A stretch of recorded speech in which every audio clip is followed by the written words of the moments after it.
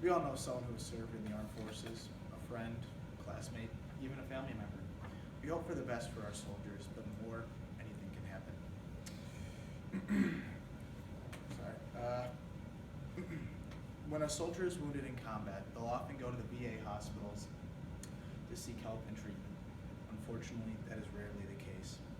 The VA has been plagued by scandals and issues over the past several years and has severely tarnished its view among many veterans. Today, I'll be talking about many of the issues and scandals that have rocked the VA over the past several years, and I will also be providing one testimonial from a combat veteran who was wounded during his time in the military. Now, I'll be talking about several of the issues and scandals that the VA has faced over the past several years. According to the United States government's casualty report list, 17,674 U.S. soldiers were wounded in Iraq and Afghanistan since 2001. Now take that number and add the additional 200,000 wounded Vietnam, Gulf War, and smaller conflicts veterans from the past several decades. The numbers are staggering. With that many people seeking help at the VA, there's an inadequate staff amount to treat them. According to Andrew Wyatt's CBS article, many of the workers at the VA were paid extra to conceal their wait times, so many veterans couldn't be seen by doctors. Because of this, 173 vets died before they could get help. Furthermore, according to Stacy Capper and Jordan Carney in their article, Who Really Broke Veterans Affairs, the lack of staff means that many of the staff members are inexperienced and provide malpractice, which is costing many of the veterans their lives.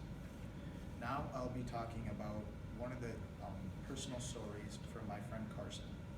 My friend Carson served in the 1st Battalion, 75th Ranger Regiment in Afghanistan in 2014 and 2015. He was injured during a training jump and now has to go to the VA for help. He says that during his time at the VA, it's a literal hell. The wait list just to get an x-ray is 2 months, and the follow-up appointment is another month. It takes almost 5 months for him to get a simple prescription for his hip. Furthermore, since there's such a long wait, the government often compensates many of the soldiers with an annual check, and unfortunately, that check has been sent to an address in Florida, and he lives in New Jersey, so he's been trying to get that figured out for many months, and it's kind of fixed, but it still always comes back to Florida. Furthermore, the long wait list means that many of the veterans don't get seen in time, which is bad because many of the older vets are turned away in favor of helping some of the newer vets. So over the summer, a Vietnam vet went into a Newark, New Jersey VA hospital and was turned away, and he promptly returned to his car and ended his life with a handgun. So in conclusion, many of the veterans are